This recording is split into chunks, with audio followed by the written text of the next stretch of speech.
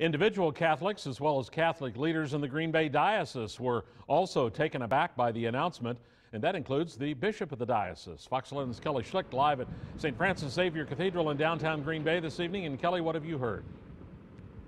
Well, Bishop David Ricken just wrapped up his press conference. He spoke about an hour ago, and he said that this decision by the Pope is even a surprise to him.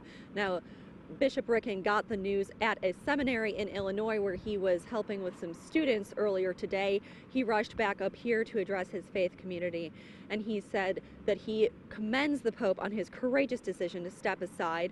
He also thanked him for his many years of service to the Catholic Church. He's probably one of the kindest human beings I've ever met in my life. Very gracious, very humble, very unassuming. And his intellect becomes very clear after you speak and listen to him for a while. We spoke to some parishioners today as well as a religious studies expert. Now, there is much speculation on who will take the Pope's place. However, even though the Pope is still living, the process of nominating a new Pope remains the same. Catholics heading into noon Mass in Green Bay on Monday said the news of the Pope's resignation is still sinking in. Of course, they have a transition. It's always that somebody's always there to take up for him in case something happens to him. But it was a kind of a shock.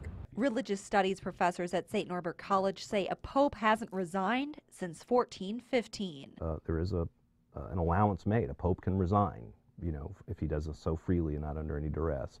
And Benedict's statement today very clearly used that legal language. I freely renounce. So what happens next? The College of Cardinals, church leaders from around the world, will come to meet at the Vatican. They'll enter a conclave, a special closed-door meeting in the Sistine Chapel. The cardinals will then vote which one of them will be the next pope. But Pope Benedict won't be involved. He's actually too old anyway.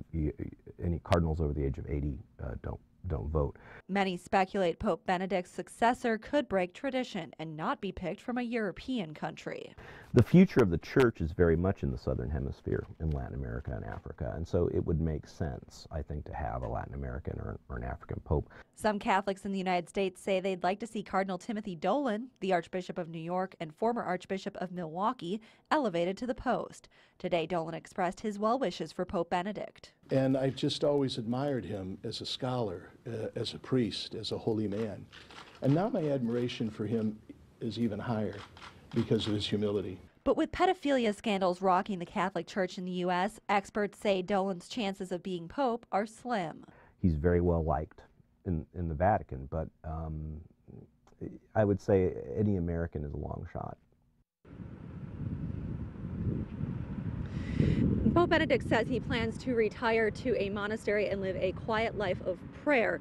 Now, because he's renounced his title as Pope, he will go on being known as Cardinal Joseph Ratzinger. Live in Green Bay, Kelly Schlicht, Fox 11 News.